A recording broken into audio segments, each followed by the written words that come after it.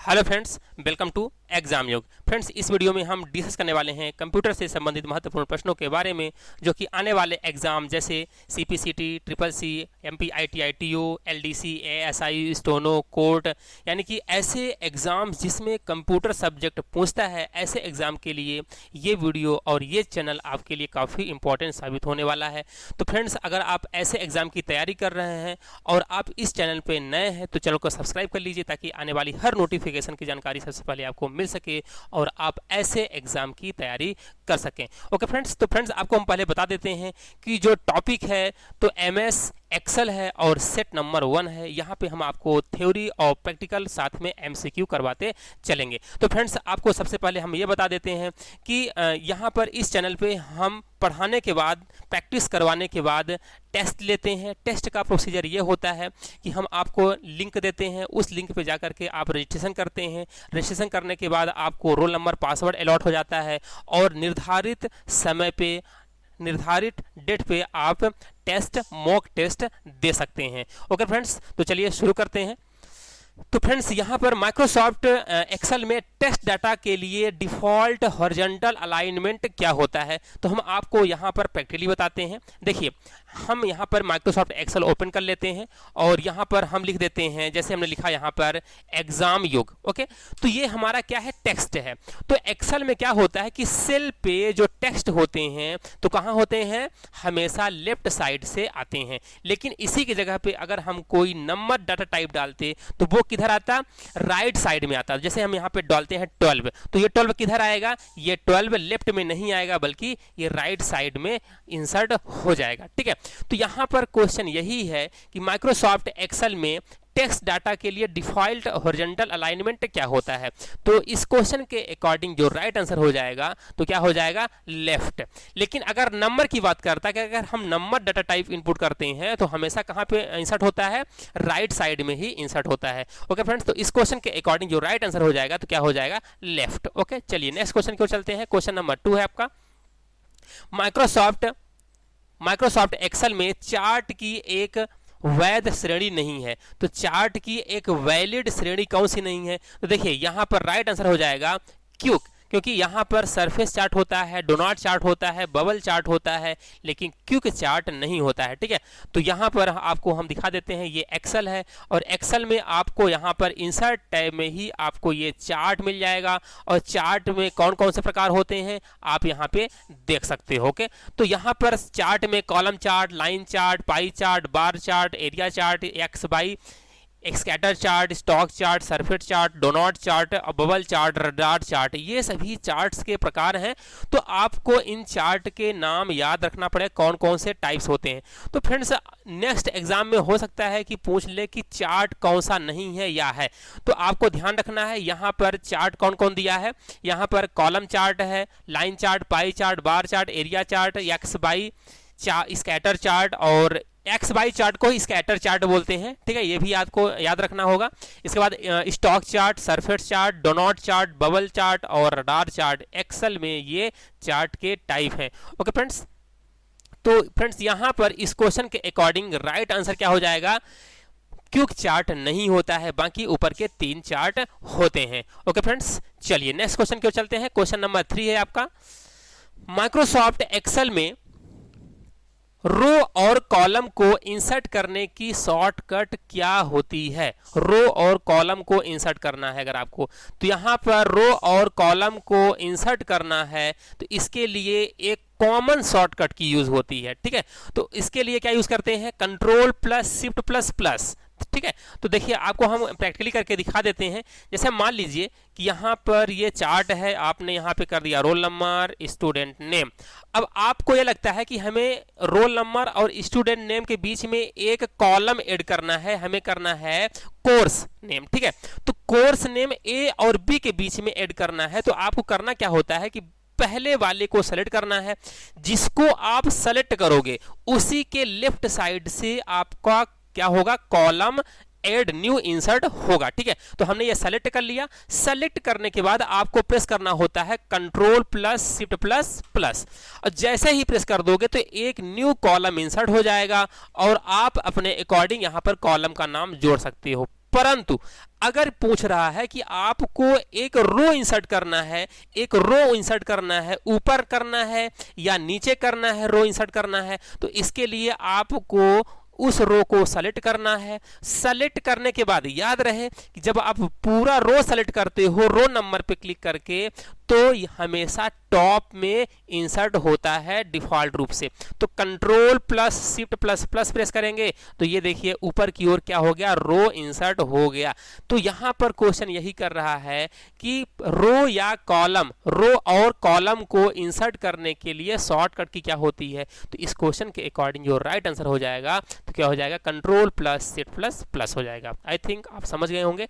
चलिए प्रैक्टिकल के द्वारा भी समझ गए होंगे। चलिए नेक्स्ट क्वेश्चन की ओर चलते हैं। क्वेश्चन नंबर 4 है आपका।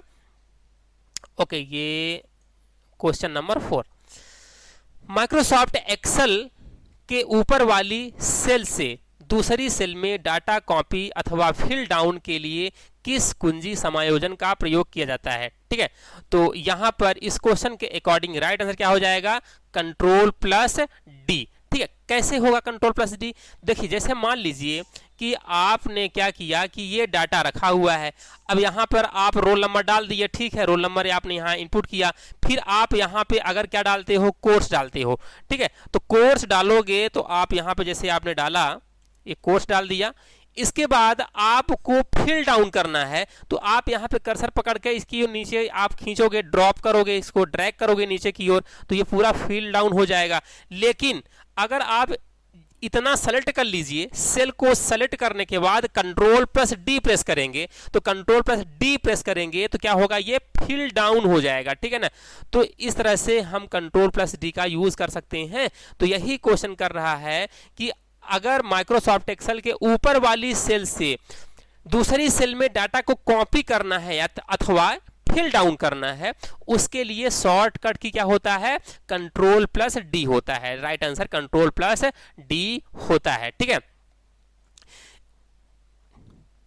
इसके बाद अगर आपको राइट साइड में फिल डाउन करना है, ठीक है, जैसे मान लीजिए कि आपको इधर की ओर फिल डाउन करना है। ठीक है, आपको लेफ्ट राइट साइड अगर आपको ये राइट साइड अगर आपको फिल डाउन करना है तो कंट्रोल प्लस आर करिए, तो राइट साइड क्या हो जाएगा, फिल डाउन हो जाएगा। ओके फ्रेंड्स, तो यहां पर फिल डाउन नीचे की ओर फिल करना है तो कंट्रोल प्लस डी करेंगे, और अगर आपको left right side fill down करना है तो कंट्रोल प्लस आर प्रेस करेंगे, तो फिल राइट साइड हो जाएगा। तो फ्रेंड्स यहां पर क्वेश्चन क्या बोला कि डाउन नीचे की ओर आपको फिल करना है, इसके लिए शॉर्टकट की क्या होती है, तो इसके लिए जो शॉर्टकट की होती है कंट्रोल प्लस डी होती है। चलिए नेक्स्ट क्वेश्चन की ओर चलते हैं।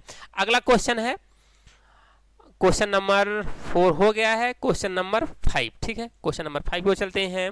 हाँ, माइक्रोसॉफ्ट एक्सेल 2010 में format cell dialog box open करने के लिए किस शॉर्टकट की का यूज करते हैं। तो फॉर्मेट सेल डायलॉग बॉक्स खोलने के लिए किसका प्रयोग नहीं कर सकते हैं। ओके, तो किसका हम यूज नहीं कर सकते हैं, तो राइट आंसर F5। यहां पर देखिए राइट आंसर क्या है, F5। तो यहां पर फॉर्मेट सेल डायलॉग बॉक्स खोलने के लिए हम होम पे जाकर फॉन्ट ग्रुप में जाकर के और क्लिक करेंगे, एरो की पे खुल जाएगा, कंट्रोल प्लस 1 करने से भी हो जाएगा, और control plus C plus F करने से भी फॉन्ट यहाँ पर फॉर्मेट डायलॉग बॉक्स खुल जाएगा। कहने का मतलब ये कि यहाँ पर अगर आप फॉर्मेट डायलॉग बॉक्स खोलना चाहते हैं तो कंट्रोल प्लस 1 प्रेस करिए, कंट्रोल प्लस 1 प्रेस करते ही आपको यहाँ पे जो फॉर्मेट डायलॉग बॉक्स दिखाई दे रहा है ये है फॉर्मेट डायलॉग बॉक्स। ठीक है ना, तो ये डायलॉग बॉक्स ओपन हो जाता है। लेकिन यही दूसरा बता रहा है कि अगर आप कहाँ जाते हो, control plus C plus F करते हो, तो control plus C plus F करते हो आप, तो फिर भी ये क्या ओपन हो जाता है, फॉर्मेट सेल डायलॉग बॉक्स खुल जाता है। और अगर आप कहां पे जाते हो, होम टैब के अंदर, और आप फॉन्ट टैब के अंदर, फॉन्ट ग्रुप के अंदर आप एरो यानी कि डायलॉग बॉक्स लॉन्चर है, ये सिंबल हम आपको पहले भी बताए थे कि अगर ये सिंबल पूछता है कि इस सिंबल को हम क्या कहते हैं, तो ये सिंबल है डायलॉग बॉक्स लॉन्चर। आपको यहाँ पे दिखाई दे रहा होगा, इसको कहते हैं हम डायलॉग बॉक्स लॉन्चर कहते हैं इस सिंबल को, ठीक है ना। तो यहाँ पर अगर आप डायलॉग बॉक्स लॉन्चर पे क्लिक करेंगे, ये है आपका डायलॉग बॉक्स लॉन्चर, ये दिखाई दे रहा है। अगर आप यहाँ पर क्लिक करोगे तो डायलॉग बॉक्स लॉन्च होगा, ठीक है, ये देखिए।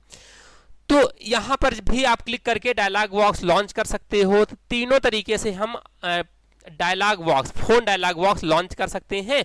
इसलिए इस क्वेश्चन के अकॉर्डिंग राइट आंसर क्या हो जाएगा, F5। किससे नहीं कर सकते हैं, F5 से हम फोन डायलॉग बॉक्स लॉन्च नहीं कर सकते।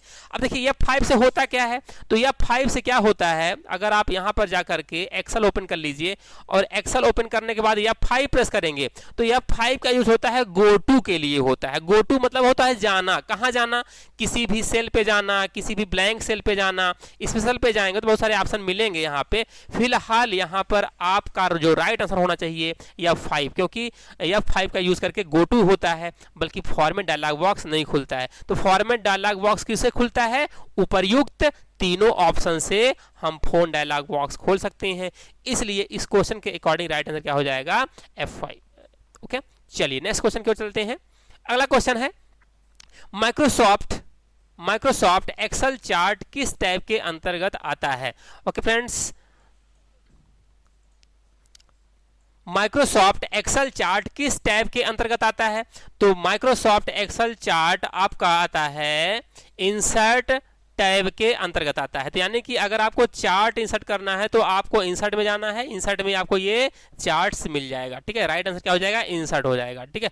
अगला क्वेश्चन है कि माइक्रोसॉफ्ट एक्सेल के नए संस्करण में कॉलम या स्तंभ की यहाँ पे क्वेश्चन कॉलम और स्तंभ यहाँ पे सेम हो गया है। तो संख्या कितनी होती है, तो कॉलम की संख्या कितनी होती है, तो यहाँ पर कॉलम की संख्या होती है 16,384। यानी कि जो कॉलम होता है तो कॉलम का जो संख्या होता है तो 16,384 होता है, ठीक है।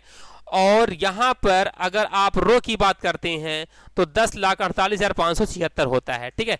तो आपको हम दिखा देते हैं कि आपको लास्ट वाले कॉलम पे कैसे जाना, अगर होगा तो कैसे जा सकते हैं।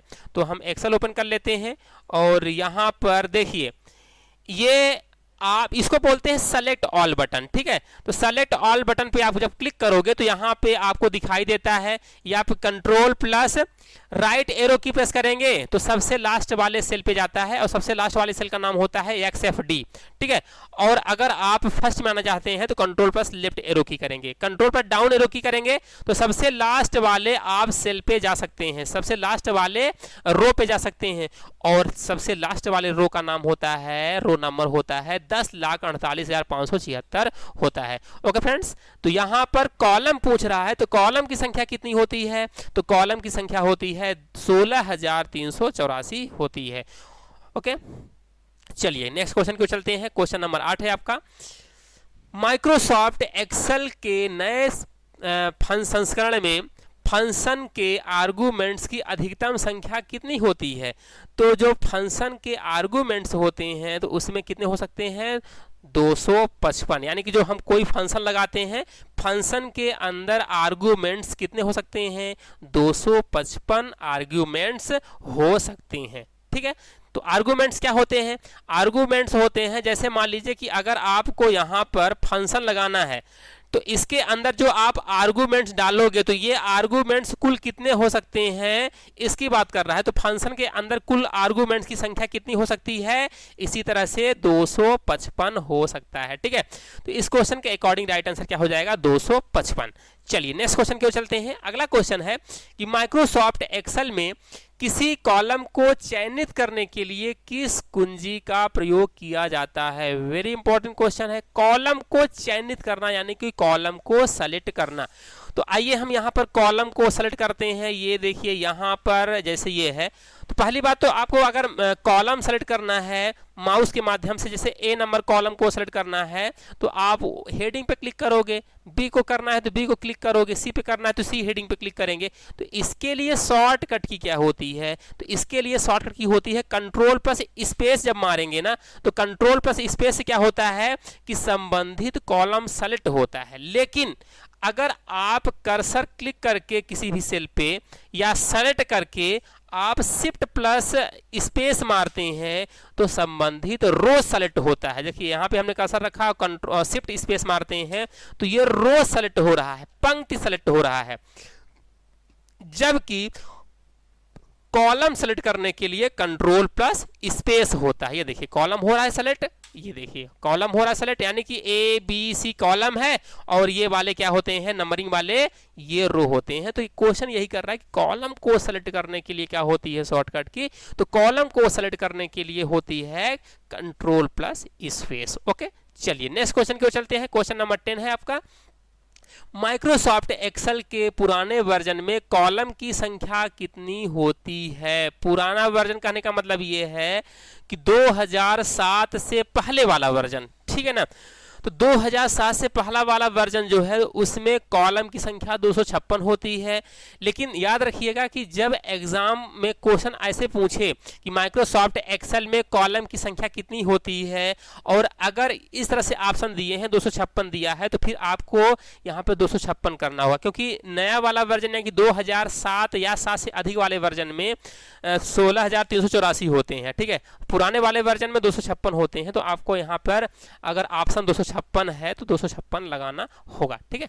तो इस क्वेश्चन के अकॉर्डिंग राइट आंसर क्या हो जाएगा, 256। चलिए नेक्स्ट क्वेश्चन की ओर चलते हैं। क्वेश्चन नंबर 11 है, माइक्रोसॉफ्ट एक्सेल को और क्या कहा जाता है, यानी कि Microsoft Excel is also called, Microsoft Excel को हम और किस नाम से जानते हैं, तो हम स्प्रेडशीट के भी नाम से जानते हैं। माइक्रोसॉफ्ट एक्सेल को हम स्प्रेडशीट के नाम से जानते हैं। ओके फ्रेंड्स, चलिए नेक्स्ट क्वेश्चन है। क्वेश्चन नंबर 12 है आपका, माइक्रोसॉफ्ट एक्सेल में एक चार्ट को इंसर्ट करने के लिए किस कुंजी का प्रयोग करते हैं। अगर आपको चार्ट इंसर्ट करना है तो चार्ट इंसर्ट करने के लिए क्या होता है शॉर्टकट की, बोथ ए एंड बी, यानी कि अल्ट प्लस F1 से भी और F11 से भी आप चार्ट इंसर्ट कर सकते हैं। जैसे मान लो चार्ट कैसे इंसर्ट करते हैं, जैसे हम यहाँ पर चार्ट एक बनाना चाहते हैं, हम यहाँ पर टेम्परेचर से रिलेटेड ले लेते हैं। जैसे हमने यहाँ पे ले लिया सिटी ले लिया हमने और टेम्परेचर ले लिया, ठीक है ना। और यहाँ पे हमने सिटी कर दिया, जबलपुर कर दिया और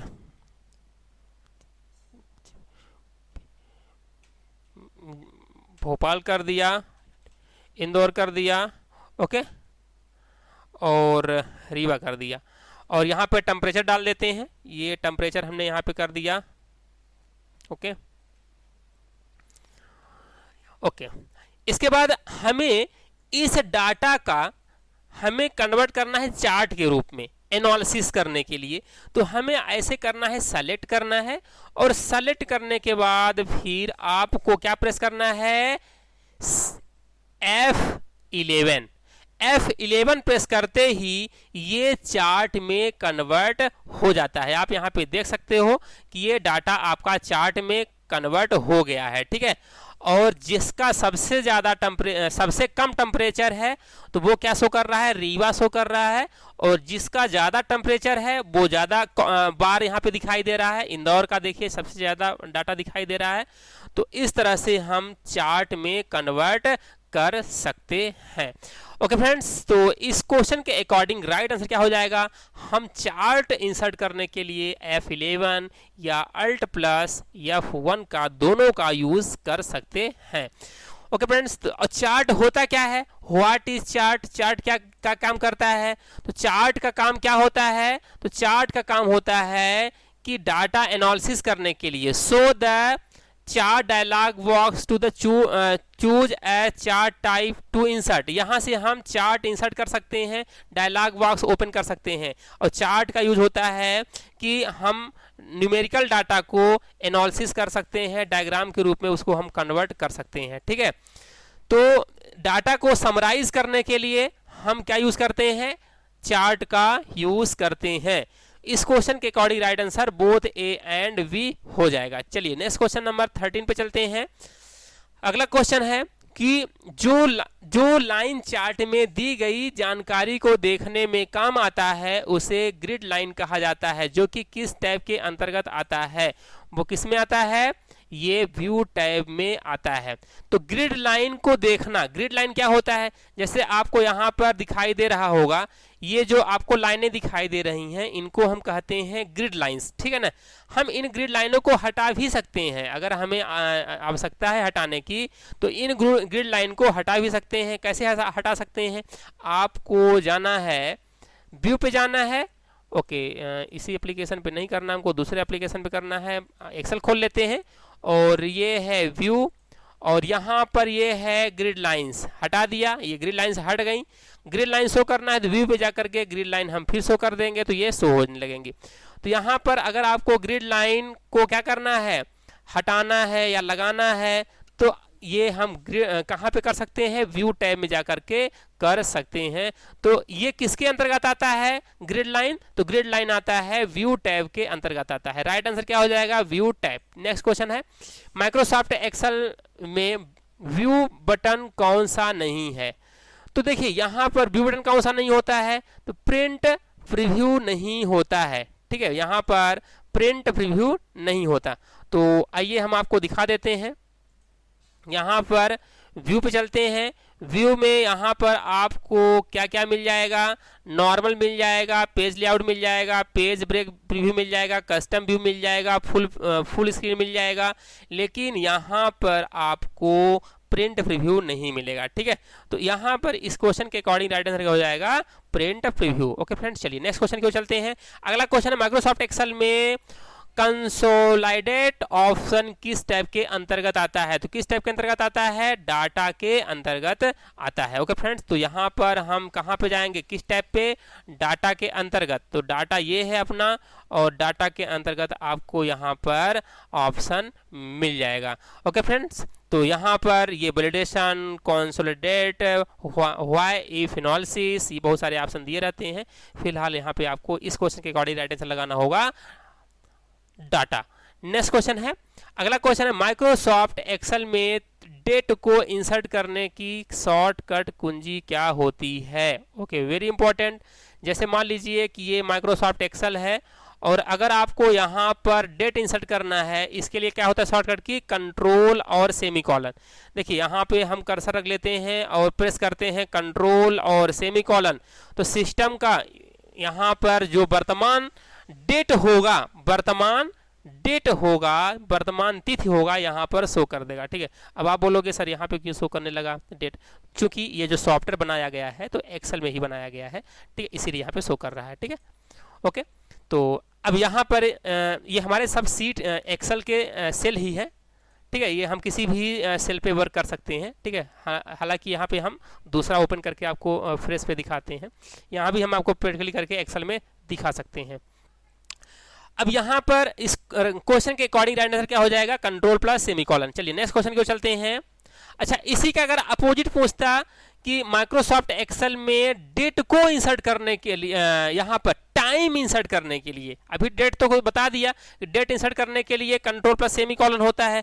अगर आपको सिस्टम का वर्तमान समय, वर्तमान टाइम इंसर्ट करना होता तो control plus shift plus colon का यूज करना होता। क्या यूज करना होता? Control plus shift plus colon, control plus shift plus ये सिंबल, कॉलन सिंबल, ठीक है, तो तब टाइम इंसर्ट होता। लेकिन फिलहाल यहाँ पे डेट के लिए पूछ रहा है तो डेट के लिए कंट्रोल प्लस सेमी कॉलन हो जाएगा। ओके फ्रेंड्स, चलिए नेक्स्ट क्वेश्चन की ओर चलते हैं। माइक्रोसॉफ्ट एक्सेल में डाटा को आरोही या अवरोही क्रम में बदलना है, ठीक है, असेंडिंग डिसेंडिंग ऑर्डर में बदलना है, तो इसके लिए क्या यूज करते हैं? सॉर्टिंग का यूज करते हैं, ठीक है। जैसे मान लीजिए आपका यहाँ पर ये नाम दिया है, ठीक है, इसको आपको सॉर्टिंग करना है, तो डाटा में जा करके और आपको ये सॉर्ट ऑप्शन मिलेगा, और सॉर्ट ऑप्शन में आपको क्या सॉर्ट करना है? सिटी को। और कैसे सॉर्ट करना है? जेड वाला पहले आए और जेड के बाद फिर ए वाला आए, तो यहाँ पर हम कर देते हैं सॉर्ट, तो ये क्या हो जाएगा? डाटा आपका सॉर्ट हो जाएगा। ओके फ्रेंड्स, तो यहाँ पर ये देखिए डाटा अपना क्या हो जाएगा, ये यहाँ पे अभी ये डाटा पे जाना होगा, डाटा में जाके सॉर्ट, सॉर्ट में जाकर यहाँ से और Z to A कर देंगे, डाटा सॉर्ट हो जाएगा अपना। ओके, एक नया बनाते हैं, बड़ा कर देते हैं सीट को इसको। ओके,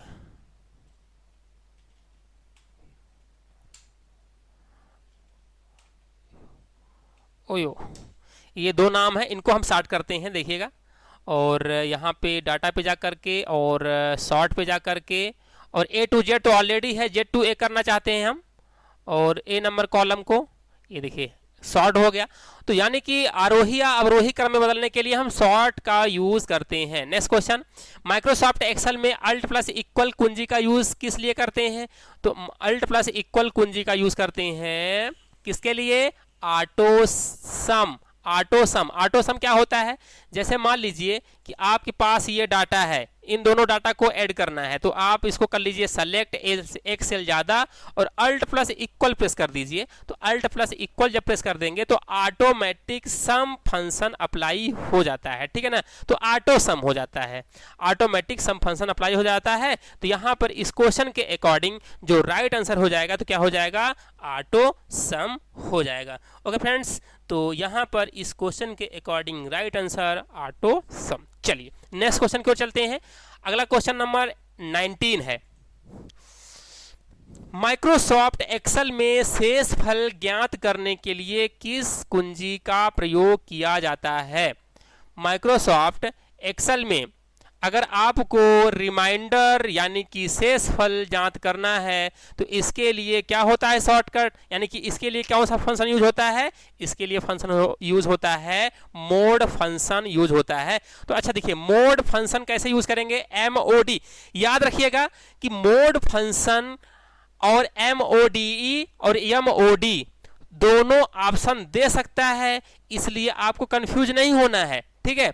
अगर आपके पास दो ऑप्शन है MODE और MOD तो आपको MOD लगाना है, क्योंकि यहां पर स्पेलिंग में भी मिस्टेक करके दे सकते हैं, ठीक है। तो एक बार CPCT में क्वेश्चन पूछा था कि माइक्रोसॉफ्ट एक्सेल में एवरेज निकालने के लिए क्या होता है फंक्शन, कौन सा फंक्शन? मैं आपको बताता हूं, आपको कमेंट करके बताना है। माइक्रोसॉफ्ट एक्सेल में एवरेज कमांड, एवरेज फंक्शन का यूज होता है। एवरेज निकालने के लिए एवरेज फंक्शन का यूज होता है। अब हमें आप कमेंट करके बताओ कि कौन सा एवरेज, AVG या फिर पूरा स्पेलिंग AVERAGE, क्या होगा? पूरी स्पेलिंग होती है कि AVG बस होती है? तो आपको एक कमेंट करके बताना है। तो यहां पर क्वेश्चन क्या पूछ रहा है कि शेषफल यानी कि रिमाइंडर ज्ञात करने के लिए एक्सेल में कौन सा फंक्शन यूज होता है? तो यहां पर मोड फंक्शन का यूज होता है। तो जैसे मान लीजिए कि यहां पर एक्सेल है, ठीक है, ये एक्सेल, और यहां पर हमें क्या निकालना है? शेषफल निकालना है, ठीक है। इक्वल टू MOD फंक्शन लगाया हमने, और यहां पर 12 को डिवाइड करेंगे 4 से तो शेषफल कितना आएगा? 0 आएगा। अगर यहाँ पर हम 13 कर देते हैं, 13 को डिवाइड करते हैं तो शेषफल कितना आएगा? 1 आएगा, ठीक है। तो यहाँ पर ये क्वेश्चन पूछ रहा है कि शेषफल ज्ञात करने के लिए किस फंक्शन का यूज होता है? तो रिमाइंडर निकालने के लिए मोड फंक्शन का यूज होता है, ठीक है। तो यहाँ पर रिमाइंडर भी नहीं लगा देना है आपको, मोड फंक्शन होता है। ओके फ्रेंड्स, चलिए नेक्स्ट क्वेश्चन चलते हैं 20 नंबर क्वेश्चन पे। अगला क्वेश्चन है कि माइक्रोसॉफ्ट एक्सेल में समीकरण इतने का मान क्या होगा? आइए यहां पर हम फंक्शन लगाते हैं, देखिएगा ये है, ओके, इक्वल टू लगाया हमने। इसके बाद यहां पर हम लिखते हैं सम, सम लगाने के बाद 12 लगाया। इसके बाद यहां पर किसको सम करना है? 12 को डिवाइड किया किससे? 0 से, ठीक है। अब आंसर क्या आ जाएगा इसका? इसका आंसर क्या आएगा? एक मिनट, यहाँ पे सेल छोटा हो रहा है, हम थोड़ा सा दूसरे में यूज कर लेते हैं, ठीक है। चलिए यहाँ पे कर लेते हैं, ओके, ये इस जगह पे कर लेता हूँ, ओके। चलिए सम लगाता हूँ, सम फंक्शन, और 12 बटे 0, इसका आंसर आपको बताना है एक्सेल में क्या आएगा। तो जब आप इतना लिख करके एंटर प्रेस करोगे तो क्या आ जाएगा? Divided by 0। राइट आंसर क्या हो जाएगा? Divided by 0। क्यों आया ऐसा आंसर, क्यों आया? क्या होता है कि आप जब किसी भी नंबर को 0 से डिवाइड करोगे तो एरर आती है, ठीक है। तो एक्सेल में हम जब एक्सेल शुरुआत करेंगे तब आपको हम बताएंगे कि एक्सेल में एरर कौन कौन से प्रकार होते हैं, कौन कौन से एरर होते हैं, कौन कौन से नहीं होते हैं, ठीक है। अब अगर मान लीजिए इसकी जगह एक क्वेश्चन ऐसा दे देता कि 12/0, इसका आंसर क्या आएगा? तो इसका भी आंसर वही आएगा। क्यों? क्योंकि किसी भी नंबर को हम 0 से डिवाइड नहीं कर सकते। अगर 0 से डिवाइड हम करेंगे तो एक्सेल में फंक्शन एरर मारेगा। तो यहां पर एरर आ जाएगा क्या? ये डिवाइडेड बाय 0 एरर आ जाएगा। तो यहां पर इस क्वेश्चन के अकॉर्डिंग राइट आंसर क्या हो जाएगा? Error divided by 0। चलिए नेक्स्ट क्वेश्चन की ओर चलते हैं। 21 नंबर क्वेश्चन है, माइक्रोसॉफ्ट एक्सेल में किसी सेल का नाम कहां पर प्रदर्शित होता है? माइक्रोसॉफ्ट एक्सेल में किसी भी सेल का नाम कहां शो करता है? ये हमेशा नेम बॉक्स में शो करता है, ठीक है। तो थोड़ा सा हम आपको बता देते हैं। ओपन करके यहाँ पे देखिए, ये है अपना एक्सेल और इसको हम फार्मूला बार ऑन कर लेते हैं। देखिए यहाँ पे जो आपको दिखाई दे रहा है इसको कहते हैं नेम बॉक्स। यहाँ पे आपको जो बॉक्स दिखाई दे रहा है नेम बॉक्स, इसको बोलते हैं फार्मूला बार, ठीक है। तो यहां पर माइक्रोसॉफ्ट एक्सेल में किसी सेल का नाम कहां पे दिखाई देता है? नेम बॉक्स में शो करता है। देखिए जैसे अगर हम यहां पे लिख देते हैं कितना 12, तो ये 12 कहां पे लिखा है? ये 12 लिखा हुआ है C3 पे, नेम बॉक्स में शो कर रहा है। और फार्मूला बार पे फार्मूला तो टाइप कर सकते हैं, साथ में ही सेल के कंटेंट को फार्मूला बार में शो कर देता है। जो रिजल्ट है तो कहां शो कर सकता है? ये सेल पे फार्मूला बार पे भी शो कर सकता है। जो सेल की वैल्यू होती है तो सेल पे तो शो करता ही है, साथ में फार्मूला बार पे भी शो करता है। फिलहाल क्वेश्चन ये पूछ रहा है कि नेम बॉक्स कहां पे होता है? तो नेम बॉक्स आपका यहां पर ए कॉलम के जस्ट ऊपर, और किसी भी सेल का नाम कहां पे शो करता है? हमेशा नेम बॉक्स पर शो करता है। तो इस क्वेश्चन के अकॉर्डिंग राइट आंसर क्या हो जाएगा? Name box. चलिए नेक्स्ट क्वेश्चन की ओर चलते हैं। माइक्रोसॉफ्ट एक्सेल में अधिकतम जूमिंग कितना होता है? मैक्सिमम जूम कितना होता है भाई? तो मैक्सिमम जूम कितना होता है आपको हम यहां पर दिखा देते हैं जूम करके। ये आप यहां पर नीचे देख सकते हैं, ये यहां नीचे, ओके, ये देखिएगा, जूम कर देता है थोड़ा समय। यहाँ पर देखिएगा, ये जूम मिनिमम और मैक्सिमम, हम ये जूम कम से कम कर देते हैं। ये कम से कम कितना जूम हो सकता है? कम से कम जूम हो रहा है ये देखिए 10, और अधिकतम जूम कितना होता है? अधिकतम जूम 400% होता है, ठीक है। तो यही क्वेश्चन पूछ रहा है कि माइक्रोसॉफ्ट एक्सेल में जूम कितना होता है, ठीक है। तो यहाँ पर कौन सी जूम की बात कर रहा है? मैक्सिमम की मिनिमम? तो यहां पर अधिकतम जूम कितना होता है? 400% होता है। और कम से कम कितना परसेंट होता है? तो कम से कम यहां पर न्यूनतम जूम होता है 10% होता है। ओके फ्रेंड्स, तो यहां पर इस क्वेश्चन के अकॉर्डिंग राइट आंसर क्या हो जाएगा? 10%। चलिए नेक्स्ट क्वेश्चन को चलते हैं। अगला क्वेश्चन है, माइक्रोसॉफ्ट एक्सेल में सेलेक्ट ऑल बटन कहां पर होता है? देखिए सेलेक्ट ऑल बटन हमें आपको बताया कि ये है आपका सेलेक्ट ऑल बटन। ये आपको जो दिखाई दे रहा है रो नंबर फर्स्ट के ऊपर और कॉलम नंबर फर्स्ट के लेफ्ट में, ये जो आपको ऑप्शन दिखाई दे रहा है यहाँ पर, इसको हम कहते हैं सेलेक्ट ऑल बटन। और सेलेक्ट ऑल बटन इसलिए कहते हैं क्योंकि जब इस पे आप क्लिक करते हो ना तो पूरा वर्क शीट क्या हो जाता है? सेलेक्ट हो जाता है, इसलिए इसको हम कहते हैं सेलेक्ट ऑल बटन। तो पूछा है कि होता कहाँ पे है ये? तो सेलेक्ट ऑल बटन कहाँ पे होता है? लेफ्ट ऑफ ए के लेफ्ट में और रो नंबर 1 के टॉप में ऊपर होता है, ठीक है। तो इस क्वेश्चन के अकॉर्डिंग राइट आंसर सी हो जाएगा। चलिए क्वेश्चन नंबर 24 की ओर चलते हैं। 24 नंबर क्वेश्चन,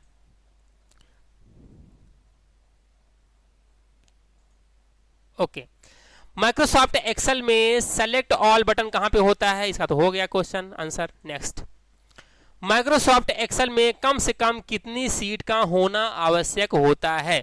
तो अगर मान लीजिए कि हमारे पास सीट ही नहीं है, ये देखिए हमारे पास ये सीट है ना, इसको चलिए हम हटा देते हैं, ये भी हटा दिया हमने। अब यहाँ पे देखिए अब एक भी सीट नहीं है। चलिए हमारे पास 3 सीट, बाय डिफॉल्ट 3 सीट होती हैं। देखिए सीट 1 2 3, हम सीट नंबर 3 को भी हटा देते हैं भाई।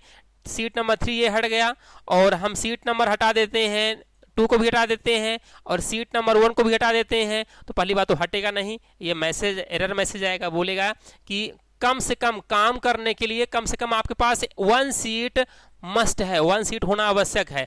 अगर आप 1 सीट भी हटा देते हो जैसे तैसे करके, तो आप काम कहाँ करोगे, ठीक है। इसलिए 1 सीट का होना कम से कम आवश्यक होता है, ठीक है। तो यहाँ पर अगर आपको न्यू फाइल लेना है तो कंट्रोल+N होता है, आपको पता ही होगा। तो यहाँ पर क्या पूछ रहा है, कम से कम कितनी सीट का होना आवश्यक है, तो कम से कम 1 सीट इज मस्ट, ठीक है। तो राइट आंसर क्या हो जाएगा, 1 सीट का होना आवश्यक है।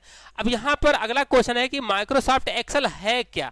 तो माइक्रोसॉफ्ट एक्सेल एक एप्लीकेशन सॉफ्टवेयर है जिसमें वर्ड, पावर पॉइंट, एक्सेल, ठीक है, आउटलुक, ये सभी कंटेंट आते हैं। ओके फ्रेंड्स, तो यहाँ पर इस क्वेश्चन के according right answer application software हो जाएगा। चलिए नेक्स्ट क्वेश्चन को चलते हैं। माइक्रोसॉफ्ट एक्सेल में क्वेश्चन नंबर 26 था, 26, ठीक है, हो गया है 27 अगला क्वेश्चन। माइक्रोसॉफ्ट एक्सेल में एक सेल का फॉर्मेट दूसरे सेल में लगाने के लिए फॉर्मेट पेंटर का यूज करते हैं, जो कि किसके अंतर्गत आता है, ये आता है क्लिपबोर्ड के अंतर्गत। फॉर्मेट पेंटर, जो फॉर्मेट पेंटर ऑप्शन होता है वो कहां होता है, फॉर्मेट पेंटर, ये होता है क्लिपबोर्ड ग्रुप के अंतर्गत, क्लिपबोर्ड ग्रुप के अंतर्गत आता है। तो यहां पर इस क्वेश्चन के अकॉर्डिंग राइट आंसर क्लिपबोर्ड हो जाएगा, ठीक है। चलिए अगला क्वेश्चन है कि माइक्रोसॉफ्ट एक्सेल में कॉलम को छिपाने के लिए शॉर्टकट की क्या होती है। कॉलम को छिपाना यानी कि कॉलम को हाइड करना। जैसे मान लीजिए कि आपके पास ये कॉलम है, ठीक है ना, आपके पास ये कॉलम है और आप ये चाहते हो कि हम इस कॉलम को छिपा दें, तो इसके लिए क्या होती है शॉर्टकट की, तो इसके लिए शॉर्टकट की होती है Ctrl+0। अगर आप सेलेक्ट कर लीजिए, उसी कॉलम को सेलेक्ट कर लीजिए और सेलेक्ट करने के बाद Ctrl+0 कर दीजिए। अब Ctrl+0 करेंगे तो वो कॉलम डिलीट नहीं होता है, वो कॉलम क्या हो जाता है, हाइड हो जाता है, छुप जाता है। और यहां पर देखिए बी से आ रहा है, ए नहीं है, गायब हो गया है, ठीक है ना। तो यहां पर क्वेश्चन क्या पूछ रहा है कि हाइड करने के लिए कॉलम के लिए शॉर्टकट क्या होता है, Ctrl+0। चलिए अगला क्वेश्चन यह है कि माइक्रोसॉफ्ट एक्सेल में कौन सा अलाइनमेंट का प्रकार नहीं होता है। तो अलाइनमेंट कौन कौन सा होता है पहले ये देखना है। तो यहां पर लेफ्ट अलाइनमेंट होता है, राइट अलाइनमेंट होता है, सेंटर होता है, लेकिन जस्टिफाई अलाइनमेंट नहीं होता है। अलाइनमेंट कहां पे होता है आपको हम यहां पर दिखा देते हैं, अलाइनमेंट के बारे में थोड़ा सा बता देते हैं। ये है आपका होम टैब के अंतर्गत। ये देखिए यहाँ पर अलाइनमेंट कौन कौन सा दिया है, लेफ्ट अलाइनमेंट दिया है, और ये सेंटर अलाइनमेंट दिया है, और यहाँ पे राइट अलाइनमेंट दिया है, लेकिन जस्टिफाई तो नहीं दिया है। तो यहाँ पर कौन सा अलाइनमेंट नहीं होता है, तो यहाँ पे जस्टिफाई अलाइनमेंट नहीं होता है, ठीक है। चलिए अगला क्वेश्चन है कि माइक्रोसॉफ्ट एक्सेल में बनी वर्क बुक फाइल का एक्सटेंशन क्या होता है। इंपॉर्टेंट क्वेश्चन है, वर्क बुक फाइल का एक्सटेंशन क्या होता है। तो वर्क बुक फाइल का जो एक्सटेंशन होता है तो .xls होता है। वर्क बुक फाइल का एक्सटेंशन मतलब ये कि जैसे आप यहाँ पर इस फाइल को सेव कर देते हैं तो इसको किस एक्सटेंशन के साथ सेव कर सकते हैं। तो आपको हम यहाँ पर दिखा दें कि जब आप फाइल को सेव करोगे ना, तो देखिए डिफॉल्ट रूप से ये वर्क बुक .xls फॉर्मेट में सेव होगा, ठीक है। तो माइक्रोसॉफ्ट एक्सेल में कई फॉर्मेट होते हैं जो कि हम आपको आगे बताएंगे, ठीक है। तो डिफॉल्ट रूप से .xls फॉर्मेट में सेव होता है। ओके फ्रेंड्स, चलिए अगले क्वेश्चन को चलते हैं। तो फ्रेंड्स यहां पर इस क्वेश्चन के अकॉर्डिंग राइट आंसर क्या हो जाएगा, .xls। लेकिन अब जो एग्जाम होते हैं तो इसमें इतना आसान क्वेश्चन नहीं पूछता, अब अंदर की चीजें पूछता है, ठीक है। तो आपको हम एक्सटेंशन से रिलेटेड माइक्रोसॉफ्ट एक्सेल में जो और भी एक्सटेंशन होते हैं उनके बारे में आपको हम बताते हैं। क्योंकि एक्सटेंशन बता रहे हैं तो बहुत सारी चीजों को हम बता देते हैं। देखिए .xls के अलावा भी एक्सटेंशन होते हैं। तो आपको करना क्या है कि एक्सेल ओपन करना है और F1 प्रेस कर देना है, ठीक है। एक्सेल ओपन करना है और F1 प्रेस कर देना है। और F1 का जो यूज होता है तो किस लिए करते हैं हम, हेल्प के लिए, ओके। तो यहां पे हेल्प आ गया है और यहां पर हम सर्च करते हैं एक्सटेंशन और एंटर मारा हमने, तो यानी कि एक्सेल का जो एक्सटेंशन है आपको यहां पर दिखाई देगा, ठीक है। ये देखिए, ये नीचे की ओर देखिए वर्ड का भी आ रहा है, एक्सेल का भी आ रहा है। और थोड़ा सा हम जूम कर देते हैं, ये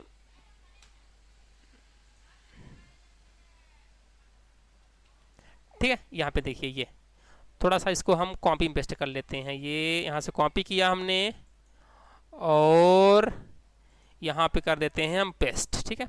अब देखिए थोड़ा सा अब दिखाई देगा, यहाँ पे देखिए। अब आपको यहाँ पे सीखने के लिए मिल जाएगा माइक्रोसॉफ्ट एक्सेल के जो वर्क बुक होता है उसका एक्सटेंशन .xls होता है।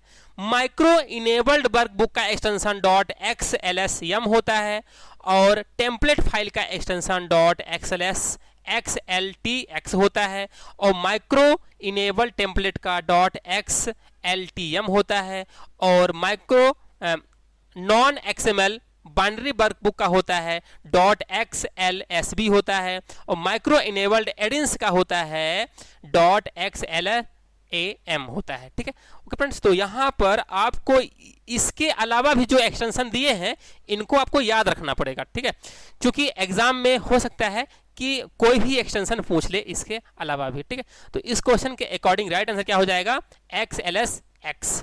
चलिए नेक्स्ट क्वेश्चन को चलते हैं। अगला क्वेश्चन है माइक्रोसॉफ्ट एक्सेल में न्यू फाइल ओपन करने के लिए क्या होती है शॉर्टकट की। तो बता ही दिया कि अगर आपको न्यू फाइल ओपन करना है तो Ctrl+N कर दीजिए तो न्यू फाइल ओपन हो जाएगी। चलिए नेक्स्ट क्वेश्चन की ओर, राइट आंसर इसका हो जाएगा Ctrl+N। अगला क्वेश्चन है कि माइक्रोसॉफ्ट एक्सेल में फाइंड एंड रिप्लेस के लिए किस शॉर्टकट की का यूज करते हैं। फाइंड एंड रिप्लेस के लिए डायलॉग बॉक्स ओपन करने के लिए हम यूज करते हैं Ctrl+H। ओके, चलिए चलते हैं, खोलते हैं यहाँ पर Ctrl+ हम H प्रेस करते हैं तो यहाँ पे देखिए find and replace dialog box खुल गया। यही पूछ रहा है कि find and replace dialog box open करने के लिए शॉर्ट की होता है Ctrl+H होता है। ओके फ्रेंड्स, चलिए नेक्स्ट क्वेश्चन की ओर चलते हैं। क्वेश्चन नंबर आपका है 33। माइक्रोसॉफ्ट एक्सेल में सेल संशोधन करने के लिए कौन सी शॉर्टकट की होती है या किस तरीके से कर सकते हैं, कौन सा प्रकार है। यानी कि अगर आपको सेल एडिटिंग करना है, सेल में कुछ संशोधन करना है, इसके लिए क्या होता है शॉर्टकट की। जैसे आपने यहाँ पे कुछ लिखा, ठीक है, और यहाँ पर इसमें कुछ एडिटिंग करना है तो कई तरीके हैं। आप क्या करो कि F2 प्रेस कर दो, सेल एडिटिंग हो जाएगा, या डबल क्लिक कर दीजिए, सेल एडिटिंग हो जाएगा, या आप फार्मूला बार पे चले जाइए, वहां पर आप एडिटिंग कर सकते हैं, ठीक है। तो यहाँ पर ये पूछ रहा है कि अगर आपको सेल एडिटिंग करना है तो इसके लिए क्या होता है शॉर्टकट की। तो सेल एडिटिंग करने के लिए जो शॉर्टकट की होती है या तरीके होते हैं तो ये सभी होते हैं, ठीक है। F2 भी होता है, डबल क्लिक से भी कर सकते हैं और फार्मूला बार पे हम क्लिक करके वहां से सेल को एडिट कर सकते हैं। ओके फ्रेंड्स, तो यहाँ पर इस क्वेश्चन के अकॉर्डिंग जो राइट आंसर हो जाएगा ऑल ऑफ दीज हो जाएगा। चलिए नेक्स्ट क्वेश्चन की ओर चलते हैं। Question number 34। माइक्रोसॉफ्ट एक्सेल 2010 में माइक्रो इनेबल्ड वर्कबुक का एक्सटेंशन, अभी हमें आपको दिखाए हैं कि जो माइक्रो इनेबल्ड वर्कबुक होता है उसका एक्सटेंशन क्या होता है। तो माइक्रो इनेबल्ड वर्कबुक का जो एक्सटेंशन होता है तो .xlsm होता है, .xlsm माइक्रो इनेबल्ड। और वर्कबुक का क्या होता है, सिंपल, तो .xlsx होता है। माइक्रो इनेबल्ड वर्कबुक का क्या होता है, जिसमें मैक्रोज लिखे होते हैं, मतलब कि जिसमें VBA की कोडिंग अगर आप करते हो या माइक्रो लिखते हो, माइक्रो सेव करते हो, उसका एक्सटेंशन .xlsm होगा। तो इस क्वेश्चन के according right answer D. Next question 35 number question है। माइक्रोसॉफ्ट एक्सेल 2010 में टेम्पलेट वर्कबुक का एक्सटेंशन क्या होता है। तो टेम्पलेट वर्कबुक का एक्सटेंशन .xltx होता है, ठीक है। चलिए नेक्स्ट क्वेश्चन की ओर चलते हैं। अगला क्वेश्चन है माइक्रोसॉफ्ट एक्सेल 2010 में माइक्रो इनेबल टेम्पलेट का विस्तारक नाम। माइक्रो, देखिए नाम से समझ में आ जाता है, आप नाम के अकॉर्डिंग भी गेस करके लगा सकते हैं। यहाँ पे देखिए माइक्रो इनेबल टेम्पलेट, तो माइक्रो का क्या होता है वो लगाइए और टेम्पलेट 40 तो उसको लगा दीजिए, तो क्या हो जाएगा राइट आंसर XLTM हो जाएगा। ओके फ्रेंड्स, तो right answer D number. Next question है नॉन XML बाइनरी वर्कबुक का एक्सटेंशन क्या होता है? तो यहां पर राइट आंसर हो जाएगा .xlsb। नेक्स्ट क्वेश्चन है माइक्रो इनेबल्ड एडिन का एक्सटेंशन क्या होता है? तो जो माइक्रो इनेबल एडिन यूज होते हैं तो एडिन का जो एक्सटेंशन होता है तो .xlam होता है। नेक्स्ट क्वेश्चन, माइक्रोसॉफ्ट एक्सेल में निम्न में से सेल रिफरेंस कौन सा एक नहीं है? तो आपको हम बता दें फ्रेंड कि माइक्रोसॉफ्ट एक्सेल में सेल रिफरेंस कौन कौन से होते हैं? 3 होते हैं। रिलेटिव सेल डिफरेंस होता है और एब्सोल्यूट सेल डिफरेंस होता है और मिक्स सेल डिफरेंस होता है, लेकिन नॉर्मल सेल डिफरेंस नहीं होता है। तो यहाँ पर सेल डिफरेंस क्या होता है हम आपको शॉर्ट में बता देते हैं। जैसे मान लीजिए कि आप यहाँ पर क्या करते हैं कि कोई भी वैल्यू आप ऐड करते हो, यानी कि कोई भी फार्मूला आप कॉपी पेस्ट करते हो। जैसे हम यहाँ पे क्या करते हैं 12 + 12 इन दोनों को हम ऐड कर देते हैं। यहाँ पे फार्मूला लगा दिया हमने, इतना करके ये इतना लगाया, इतना प्लस इतना बराबर इतना, ये देखिए हमने फार्मूला लगाया। अब इसी को अगर हम कॉपी करके यहाँ पेस्ट करेंगे तो अभी देखिए फार्मूला चेंज हो गया। यहाँ पे A1 B1 था, यहाँ पे क्या हो गया B1 C1 हो गया। इसी क्या बोलते हैं, ये है आपका relative cell difference. Relative cell difference में कॉलम नंबर रो नंबर दोनों बदल जाता है और मिक्स सेल डिफरेंस में या तो कॉलम फिक्स रहेगा या तो रो फिक्स रहेगा और एब्सोल्यूट सेल डिफरेंस में दोनों कोई एक फिक्स रहता है। तो यहां पर absolute cell difference, relative cell difference, mix cell difference, ये 3 प्रकार के सेल डिफरेंस होते हैं। नॉर्मल सेल डिफरेंस नहीं होता है। ओके फ्रेंड्स, तो अगले वीडियो हम जब बताएंगे आपको बनाएंगे दिखाएंगे कि सेल डिफरेंस क्या होता है, कैसे यूज़ करते हैं, कहाँ यूज़ कर सकते हैं, कहाँ यूज नहीं कर सकते हैं, इसके बारे में हम डिस्कस करेंगे। तो फ्रेंड्स ये एक्सेल का अभी एमसीक्यूज क्रिएट किया करके बताया जा रहा है, लेकिन यहाँ पे आपको हम थ्योरी प्रैक्टिकल नेक्स्ट वीडियो लेकर के आएंगे और ज़रूर बताएंगे। ओके फ्रेंड्स, चलिए नेक्स्ट क्वेश्चन को चलते हैं। अगला क्वेश्चन है कि माइक्रोसॉफ्ट एक्सेल में निम्नलिखित में कौन सा एब्सोल्यूट सेल डिफरेंस है? देखिए हमने आपको बताया कि जो एब्सोल्यूट सेल डिफरेंस होता है तो इसमें कॉलम में और रो में, कॉलम और रो दोनों फिक्स होते हैं। ठीक है, आपको याद रखना है कॉलम और रो दोनों फिक्स होते हैं। कैसे? यहां पर देखिए, ये हम आपको एग्जांपल दिखाते हैं। जैसे मान लीजिए कि आप यहां पर लगा दिए हैं क्या फार्मूला कि इतना प्लस इतना बराबर 24 आ गया। अगर आप नीचे की ओर ड्रैग करेंगे ना तो यहां पर वैल्यू डालोगे 2 और 3 तो ये 2 3 के अनुसार 5 जोड़ देगा। लेकिन अगर आप यहां पर इसको फिक्स कर दिए या 4 प्रेस कर दीजिए तो ये क्या हो जाएगा, एब्सोल्यूट सेल डिफरेंस हो जाएगा। एब्सोल्यूट सेल डिफरेंस में क्या होता है कि कॉलम नंबर के पहले रो नंबर के पहले डॉलर सिंबल लगा होता है। ठीक है, अब इसको आप ड्रैग करिए, जब आप ड्रैग करेंगे ना तो चेंज नहीं होगा। देखिए यहाँ पे भी A1 था, यहाँ पे भी A1 है, यहाँ भी A1 था, यहाँ भी B1 है, तो यहाँ भी A1 है, यहाँ भी B1 है, चेंज नहीं हुआ है। तो ये है, इसको बोलते हैं absolute cell difference. Absolute cell difference में कॉलम नंबर रो नंबर बदलता नहीं है। क्यों नहीं बदलता है? क्योंकि डॉलर सिंबल लगा होता है पहले, और डॉलर सिंबल लगाने के लिए हम यूज करते हैं एब्सोल्यूट सेल डिफरेंस के लिए F4 फंक्शन की F4 प्रेस करते हैं। ओके फ्रेंड्स, चलिए नेक्स्ट क्वेश्चन की ओर चलते हैं। अगला क्वेश्चन है कि माइक्रोसॉफ्ट एक्सेल में मैक्सिमम एक सेल में कितने अक्षर स्टोर कर सकते हैं, यानी कि एक सेल के अंदर कितने अक्षर स्टोर हो सकते हैं?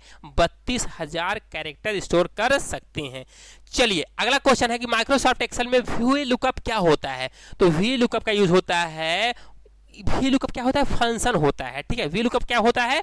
एक फंक्शन होता है, यानी कि सर्चिंग फंक्शन होता है, यानी कि वर्टिकली और हॉरिजॉन्टली। HLOOKUP हॉरिजॉन्टल डाटा को सर्च करता है, VLOOKUP वर्टिकली डाटा को सर्च करके करता है। ठीक है, हम कैसे करते हैं एक प्रैक्टिकली आपको दिखा देते हैं। जैसे मान लीजिए कि यहाँ पर कोई भी हम डाटा लिख देते हैं। ठीक है, यहाँ पर हमने डाल दिया रोल नंबर, यहाँ पे स्टूडेंट नेम डाल दिया, हमने यहाँ पे डाल दिया कोर्स डाल दिया। ठीक है, ये रोल नंबर 1 2 3 डाल दिया, स्टूडेंट का नाम डाल दिया हमने, रमेश डाल दिया। ओके, और सोहन डाल दिया,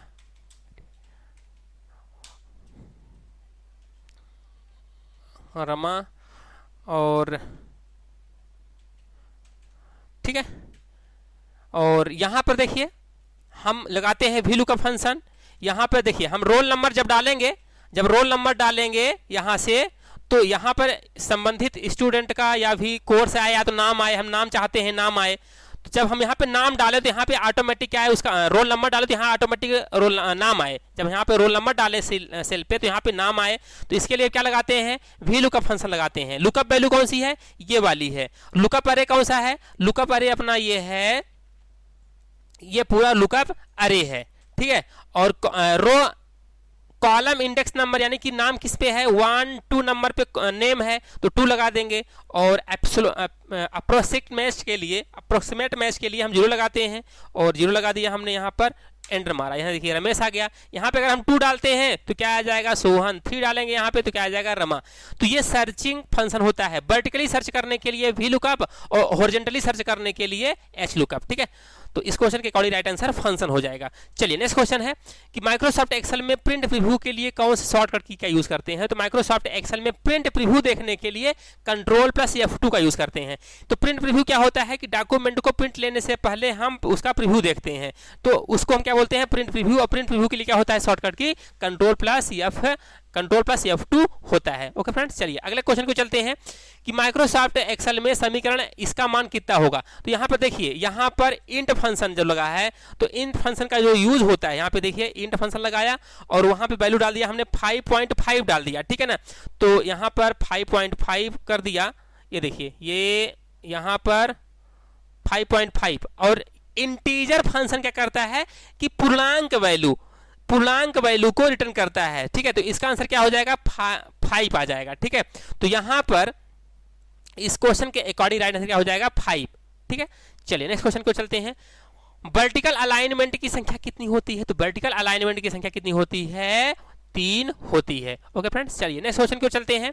हॉरिजॉन्टल अलाइनमेंट कितने होते हैं, हॉरिजॉन्टल अलाइनमेंट होते हैं 3 होते हैं। अच्छा, हॉरिजॉन्टल और वर्टिकल अलाइनमेंट कहाँ है, आपका होम टैब के अंतर्गत यहां पर ये जो दिए हैं, तो ये क्या है, अलाइनमेंट है, ठीक है। तो यहां पे भी हॉरिजॉन्टल और वर्टिकल दोनों अलाइनमेंट 3 के ही संख्या में है। ओके फ्रेंड्स, तो यहां पर हॉरिजॉन्टल अलाइनमेंट की संख्या कितनी होती है, 3 होती है। चलिए नेक्स्ट क्वेश्चन को चलते हैं। माइक्रोसॉफ्ट एक्सेल में वर्टिकल अलाइनमेंट कौन सा नहीं है। तो वर्टिकल अलाइनमेंट कौन सा नहीं होता है, जस्टिफाई नहीं होता है, बाकी टॉप बॉटम मिडिल होता है। यहाँ पे देखिए यहाँ पर वर्टिकल अलाइनमेंट, देखिए वर्टिकल अलाइनमेंट यहाँ पे कौन सा है। तो यहाँ पर देखिए, ये इसको हम थोड़ा सा बड़ा कर देते हैं, चौड़ा कर देते हैं इसको। और यहाँ पर देखिए टॉप बॉटम मिडिल, यहां पर ये क्या है, टॉप है, तो टॉप में आएगा डाटा। इसको हम कर देते हैं मिडिल, तो मिडिल में आएगा। इसको हम कर देते हैं क्या, बॉटम, तो बॉटम में डाटा आएगा। तो यानी कि ये क्या है, आप इसको क्या बोल सकते हो, वर्टिकल अलाइनमेंट। तो वर्टिकल अलाइनमेंट 3 होते हैं, टॉप बॉटम मिडिल। तो कौन सा नहीं होता है, जस्टिफाई नहीं होता है। चलिए अगले क्वेश्चन को चलते हैं। हॉरिजॉन्टल अलाइनमेंट कौन सा नहीं होता है। तो हॉरिजॉन्टल अलाइनमेंट कौन सा नहीं होता है, जस्टिफाई नहीं होता है, बाकी लेफ्ट राइट सेंटर होता है। ओके फ्रेंड्स, चलिए नेक्स्ट क्वेश्चन को चलते हैं। मर्ज एंड सेंटर के लिए शॉर्टकट कुंजी क्या होती है। तो मर्ज एंड सेंटर के लिए, यानी कि जैसे मान लीजिए कि आपको इन सभी सेल को मिलाना है, तो Alt plus H plus M कर देंगे और इंटर मार देंगे, तो ये सेल क्या हो जाते हैं, आपस में मर्ज हो जाते हैं। सेल को मिलाने के लिए हम मर्ज का यूज करते हैं, और मर्ज के लिए, सेल मर्ज के लिए राइट आंसर होता है Alt plus H plus M plus enter मारना पड़ेगा, तो सेल मर्ज होकर के डाटा सेंटर में आ जाता है। ओके फ्रेंड्स, इस क्वेश्चन के अकॉर्डिंग राइट आंसर हो जाएगा Alt plus H plus M plus enter. Next question को चलते हैं। क्वेश्चन नंबर 50 है, माइक्रोसॉफ्ट एक्सेल में न्यू वर्कशीट के लिए शॉर्टकट की क्या होती है। न्यू वर्कशीट लेना है अगर आपको, इसके लिए शॉर्टकट की होती है shift plus F11। New worksheet यानी कि आपके पास ये सीट दी है ना, यहाँ पे 1 2 3 बाय डिफॉल्ट है, आपको चौथी सीट चाहिए, तो इसके लिए शिफ्ट प्लस F11 प्रेस कर दीजिए, तो अगली सीट आती जाएगी। ये देखिए आती जा रही है। इस तरह से हम न्यू सीट इंसर्ट कर सकते हैं। ओके फ्रेंड्स, तो आज के वीडियो लेक्चर में इतना ही, और नेक्स्ट पार्ट लेकर के जल्दी आएंगे। Okay, thank you for watching, bye bye, have a nice day.